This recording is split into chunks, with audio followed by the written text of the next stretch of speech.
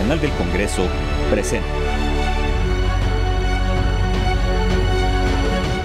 Por segunda vez en toda la historia del Congreso mexicano, 2 mujeres presiden el Senado de la República y la Cámara de Diputados. Y en esta ocasión, como nunca, predomina la presencia femenina en la tribuna. Así el arranque del primer periodo ordinario, el 1 de septiembre en San Lázaro durante la sesión del Congreso General. Hoy vale destacar desde esta alta tribuna que este soberano, ambas mesas directivas están presididas por 2 mujeres. Es el tiempo de mujeres. Los posicionamientos de un periodo que se avisora será marcado por la agenda electoral. Los tendremos en Cámara Alta, programa que iniciamos con el júbilo de esta nueva etapa en el Senado de la República. Arrancamos.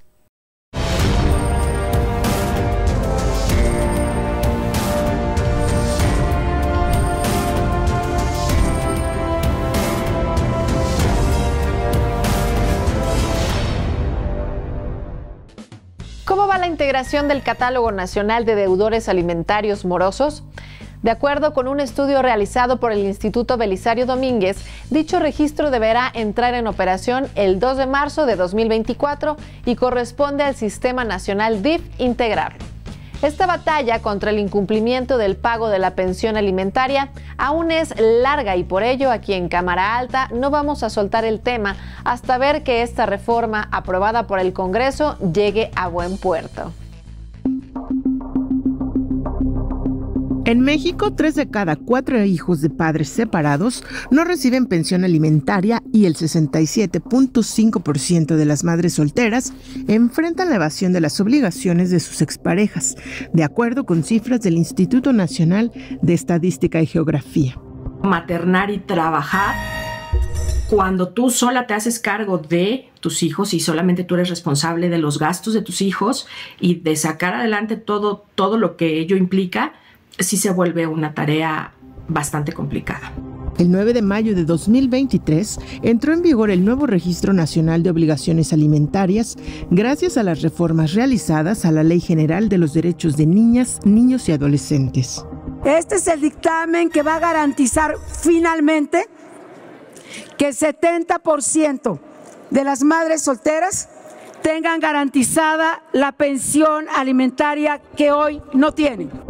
Se trata de una base de datos que concentra la información de los padres morosos y cuya consulta será requisito obligatorio para realizar trámites y obtener documentos de identidad, tales como licencias de conducir, pasaporte o identificaciones oficiales. Quien aparezca en el registro tampoco podrá contender por cargos de elección, ni ser jueces, ni magistrados o ministros.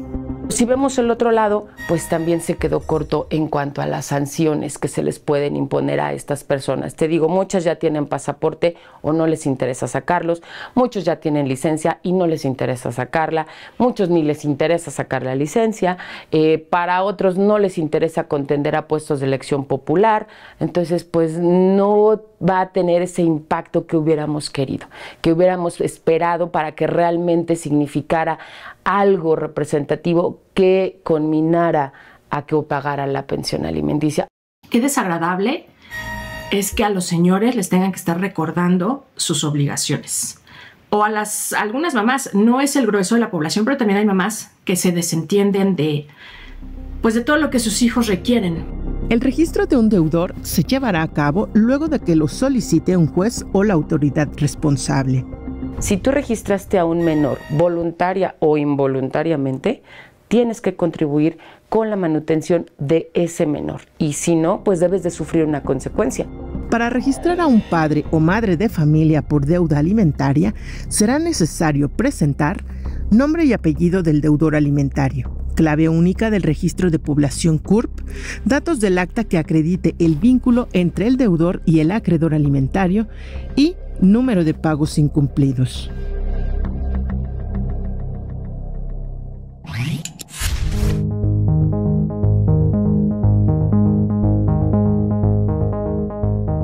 legislatura es el periodo de tiempo que dura el mandato de un órgano legislativo desde su instalación hasta el término del mandato constitucional de sus integrantes. El ejercicio de las funciones de los diputados y las diputadas dura 3 años, es decir, una legislatura, mientras que la de los senadores y las senadoras dura 6 años, o sea, 2 legislaturas. A partir de 1857 es que comenzaron a ordenarse con números ordinales las legislaturas del Congreso. En México, cada legislatura dura 3 años y cada año se divide en 2 periodos ordinarios. Desde septiembre de 2021 se encuentra instalada la 65ª legislatura y en este 2023 inicia su 3er año. El primer periodo ordinario va del 1 de septiembre al 15 de diciembre. El segundo periodo comienza el 1 de febrero y llega hasta el 30 de abril.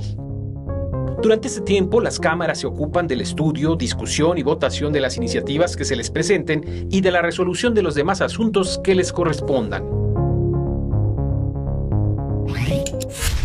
El reto de hacer política de una manera diferente llegó al Congreso de la Unión con el inicio de actividades del primer periodo del último año de la actual legislatura. Se trata, dicen por ahí, de un tipo de política que puede ser cooperativa y que entiende que la presencia de las mujeres en los espacios de toma de decisiones es un triunfo tanto para ellas como para los hombres en aras de construir un mejor país. Así las condiciones y las posiciones en el Congreso mexicano en la crónica que les presentamos a continuación. Es 31 de agosto y el receso terminó. Previo a la sesión general del Congreso de cada 1 de septiembre, en el Senado se renueva la mesa directiva que dirigirá las sesiones durante el 3er año de ejercicio de la 65ª legislatura. Pero primero, la despedida a la presidencia saliente.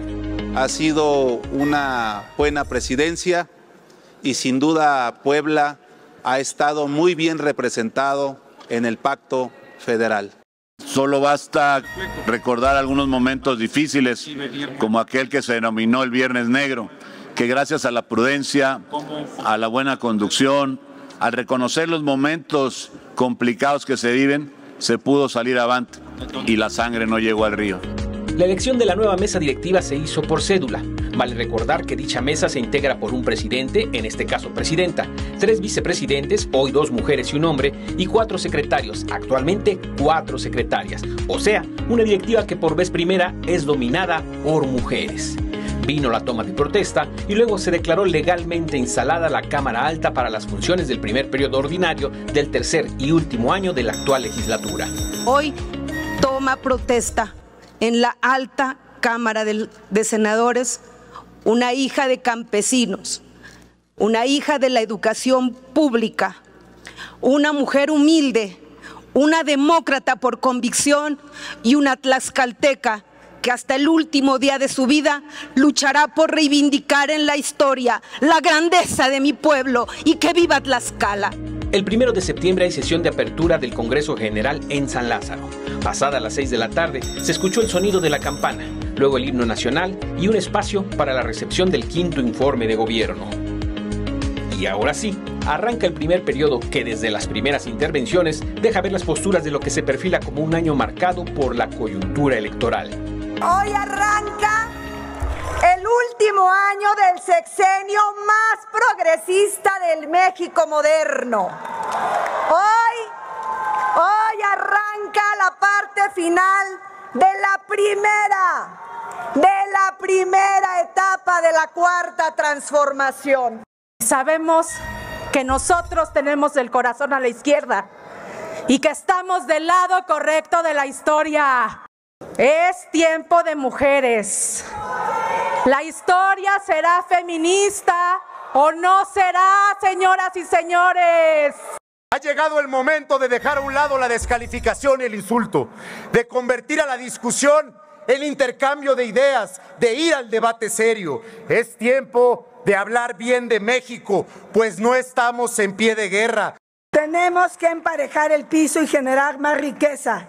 Y eso se hace construyendo capacidades, creando oportunidades y generando empleo. Y para ello el gobierno de México debe generar confianza para que haya inversión productiva. Celebro que por fin los programas sociales estén garantizados en la Constitución. Por eso voté a favor de esta reforma. Se cierran filas en el Congreso.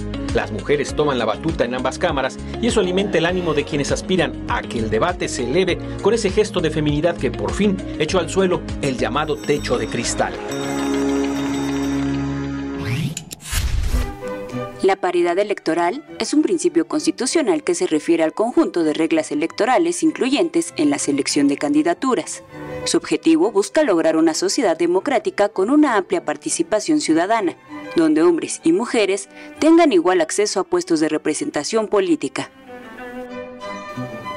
En México, las primeras acciones a favor de la paridad iniciaron en la década de 1990, cuando surgieron las cuotas voluntarias en los partidos políticos. Estas cuotas fueron promovidas en 1996 cuando se reformó el artículo 175-A de la ley electoral, donde se estableció la recomendación de que no hubiera más del 70% de personas del mismo sexo. Esta recomendación fue poco considerada y no se consiguió aumentar la presencia de las mujeres en las listas de candidaturas. Ante esto, en el 2002 se estableció una nueva reforma que obligaba a los partidos políticos a postular a por lo menos 30% de candidaturas femeninas. Gracias a las diputadas y senadoras que lograron sus escaños en el Congreso Federal, se promovió el reconocimiento constitucional del principio de paridad en la postulación de las candidaturas. Dicha iniciativa logró materializarse en el 2014, cuando se estableció la paridad como un principio constitucional en el artículo 41. Así, los partidos políticos quedaron obligados a garantizar el principio de paridad con 50% de mujeres y 50% de hombres en las candidaturas. El primer Congreso paritario se logró en el 2018, cuando la legislatura 64ª pasó a la historia por ser la primera legislatura más paritaria. La Cámara de Diputados estuvo conformada por 50.8% de hombres y 49.2% de mujeres, mientras que el Senado de la República estuvo compuesto por 51% de mujeres y 49% de hombres.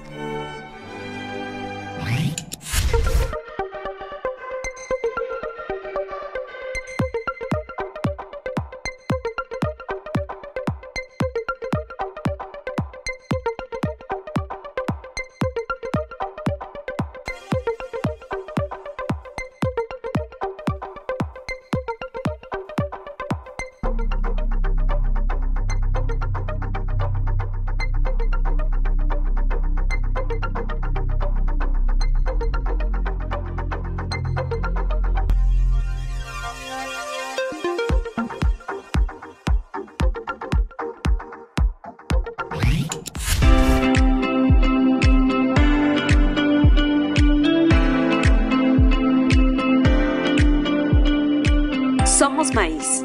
Afirmación categórica y profunda que parte de una auténtica conciencia clavada en las raíces. No es retórica, es historia plasmada en los muros de Cacaxtla, donde la fertilidad es representada en forma de maíz. De ahí el arraigo, el acompañamiento a las causas de la tierra, de la justicia, de la paz. Y ahí mismo las raíces de la senadora tlaxcalteca Ana Lilia Rivera Rivera, abogada de formación y luchadora social por vocación.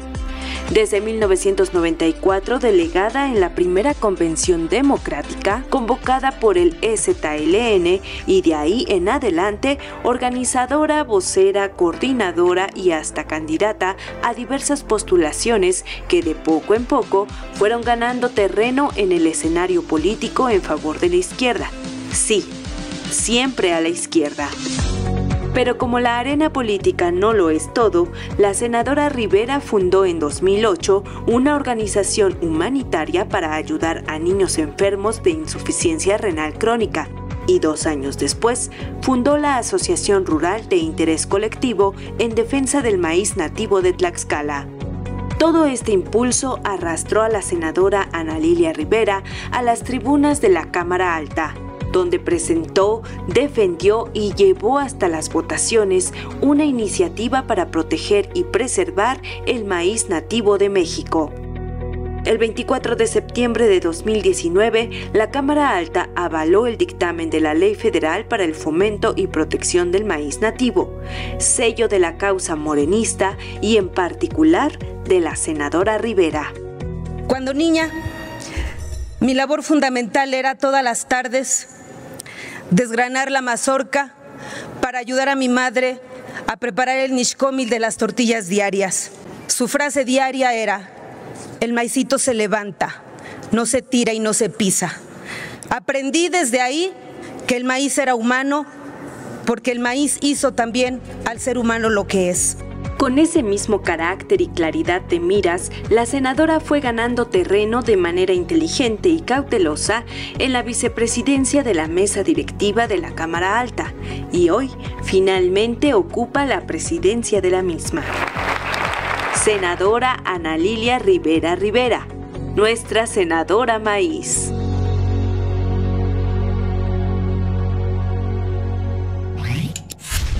La Comisión de Salud del Senado de la República organizó una serie de 10 talleres enfocados en la salud mental.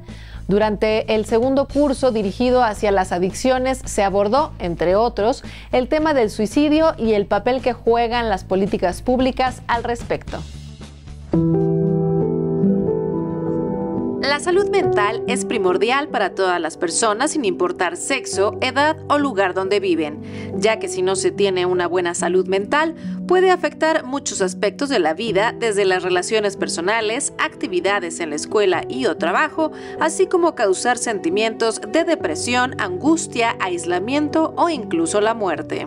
La salud mental viene siendo el que prevengamos. El que si en un niño de 2, 3 años sus papás, el médico ven alguna conducta que no es la más regular, la más normal, saber y hacer un estudio de si está bien o está mal.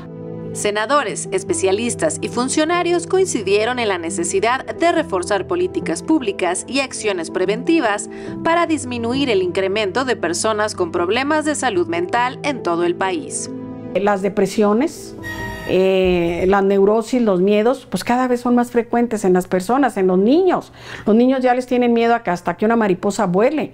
Entonces el decir, bueno, eso es normal o no está normal. Niños agresivos, ¿verdad? No, es que es un niño que hace bullying. Sí, pero el bullying no hay que normalizarlo. Es que se aguanta el bullying. No, tampoco. Entonces todo eso nos puso en alerta y se llegó a la conclusión de que la salud mental es un tema que debe de estar sobre la mesa.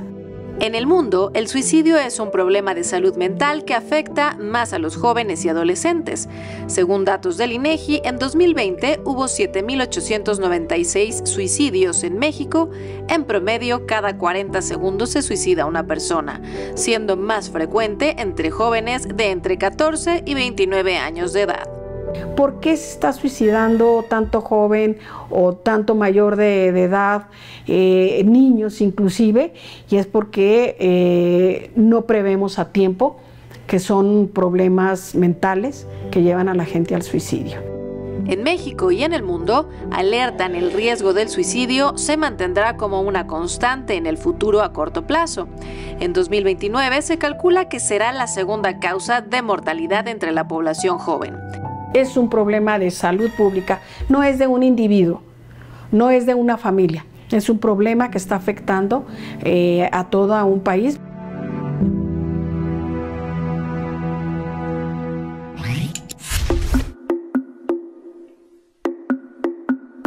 El 5 de septiembre se conmemora el Día Internacional de la Mujer Indígena, para reconocer y honrar a las mujeres de aquellos pueblos y comunidades con quienes el mundo tiene una asignatura pendiente. Se calcula que hay 238.4 millones de mujeres indígenas en el planeta, de las cuales 11.9 millones viven en México. Este día se designó en honor a Bartolina Sisa, la indígena aymara, que fue martirizada hasta la muerte en su natal Bolivia un 5 de septiembre, pero de 1782, por oponerse a la dominación colonial y del clero. Hoy muero, pero volveré y seré millones. El Día Internacional de la Mujer Indígena se estableció en el segundo encuentro de organizaciones y movimientos de América en 1983 en Tiahuanaco, Bolivia. México ratificó en 1990 el Convenio 169 de la Organización Internacional del Trabajo sobre Pueblos Indígenas y Tribales en Países Independientes y la Declaración de las Naciones Unidas sobre los Derechos de los Pueblos Indígenas. Y es que a pesar de los avances en leyes, constituciones, políticas educativas y sanitarias, las mujeres indígenas son las personas más vulnerables y marginadas en todo el mundo. Siguen sufriendo niveles desproporcionados de discriminación, pobreza y violencia por ser mujeres, por ser campesinas, por ser indígenas. Datos de las Naciones Unidas revelan que 1 de cada 3 mujeres indígenas es violada a lo largo de su vida. Además, presentan una tasa superior a la media de mortalidad materna, embarazo adolescente y enfermedades de transmisión sexual debido al acceso limitado a los servicios sociales y de salud. Las mujeres indígenas tienen un papel fundamental dentro de sus pueblos. Son ellas las guardianas de sus tradiciones espirituales y culturales, de su historia, su filosofía, de la defensa de la tierra y de los recursos naturales. Las mujeres indígenas merecen ser empoderadas y reconocidas como agentes de cambio en la transformación de sus pueblos. Por ello, es primordial celebrarlas con la construcción de sociedades más incluyentes en las que ellas participen activamente.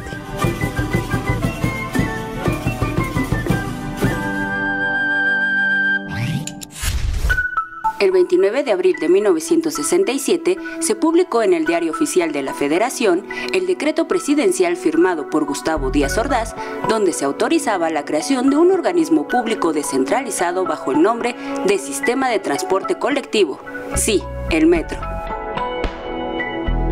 Antes de la llegada del sistema de transporte colectivo, la Ciudad de México contaba con autobuses, tranvías, taxis y hasta carros tirados por animales.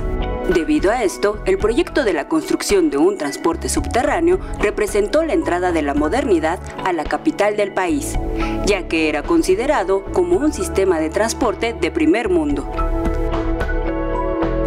El primer taladrazo al corazón del subsuelo se dio en el cruce de la avenida Chapultepec y la calle Bucareli, pero la ceremonia formal que dio inicio a los trabajos fue el 19 de junio de 1967, cuando se colocó la primera piedra. Durante los más de 27 meses de trabajo, diversos acontecimientos importantes ocurrieron.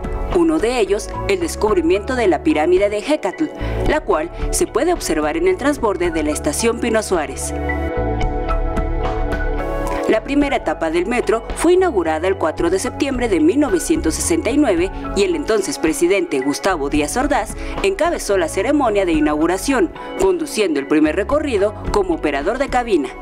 Así, la Ciudad de México estrenó lo que para entonces fue la maravilla tecnológica que permitió el desplazamiento subterráneo y que desahogó el tránsito, el cual ya en esa época representaba un problema para la capital del país.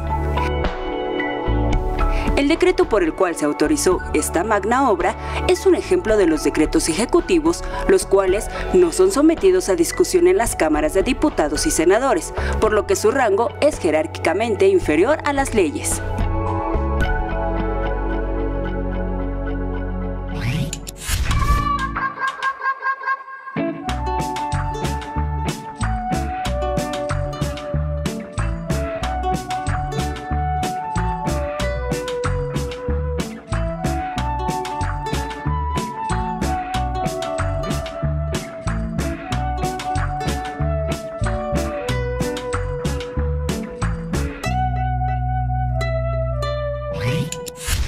Si el comercio del mundo se mueve en un 90% por vía marítima, eso implica que la gente de mar, desde oficiales hasta estibadores, integra una fuerza de trabajo muy importante, aunque realmente no muy visible.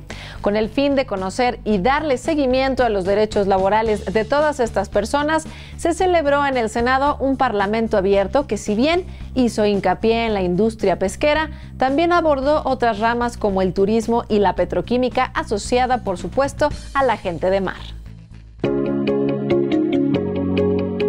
Las y los trabajadores del mar contribuyen enormemente a la prosperidad nacional. pues México cuenta con extensas líneas costeras que permiten el acceso a los dos océanos más importantes del mundo, el Pacífico y el Atlántico, por lo que la fuerza laboral marítima es una pieza fundamental para sostener el comercio internacional.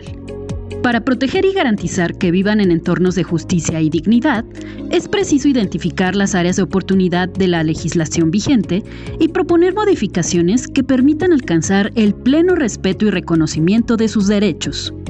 Para analizar este tema, en el Senado de la República se llevó a cabo el Parlamento Abierto titulado Derechos Laborales de la Gente de Mar, donde se reconoció la importancia de mejorar las condiciones de los trabajadores marítimos a través de reformas legales. Capitanes, oficiales de cubierta y de máquinas, sobrecargos, radiotelegrafistas, contramaestres, dragadores, marineros, entre otros, conforman el personal que realiza labores del mar, y se calcula que alrededor del 90% del comercio mundial se transporta por vía marítima. Por ello, los legisladores proponen ampliar y mejorar sus derechos en cuanto a acceso a la seguridad social, salarios justos, espacios seguros, respeto a las jornadas laborales y a los periodos de descanso, así como capacitación y derecho a la asociación colectiva. El buque a bordo del cual viven las y los trabajadores constituye su hogar durante largos periodos, a la vez que su lugar de trabajo. Por lo tanto, las condiciones de trabajo y de vida de las y los trabajadores de mar enfrentan riesgos específicos y necesitan leyes y regulaciones que garanticen condiciones de trabajo seguras y que protejan su salud y su integridad. Para mejorar su bienestar y el de sus familias, es conveniente hacer reformas a la Ley Federal del Trabajo, la cual establece las disposiciones que rigen a las y los trabajadores de la Marina Mercante, pues hasta la fecha no se ha armonizado con los instrumentos normativos internacionales como el Convenio sobre el Trabajo Marítimo de la OIT, ratificado por 36 países, que garantiza la protección de 1.5 millones de marineros que trabajan en buques en todo el mundo. Aunque se calcula que solo el 1% de quienes trabajan en buques mexicanos son mujeres, la Comisión de Trabajo y Previsión Social del Senado manifestó su interés en mejorar el marco normativo para que ellas también se vean beneficiadas. Es muy importante trabajar por terminar con la discriminación del trabajo femenino en el sector marítimo, la exclusión de las mujeres en actividades marítimas y portuarias, la necesidad de capacitación y de igualdad de oportunidades y el pago diferenciado son problemas identificados especialmente por las marinas latinoamericanas. Para que México fortalezca su posición como uno de los eslabones más fuertes en la cadena logística mundial, es necesario que los puertos y la marina mercante sean eficientes y competitivos. Por ello, el factor humano debe verse como el elemento que requiere atención prioritaria de las autoridades para su óptimo desarrollo. Es así como llegamos al final de esta revista informativa enfocada en la agenda legislativa del Senado de la República. Comentarios, sugerencias y aclaraciones, por favor, a través de los medios de contacto que ponemos a su disposición en este momento en pantalla. Soy Paulina Usigli y en nombre de todos quienes participamos en Cámara Alta, me despido deseando que la pasen muy bien. Hasta la vista.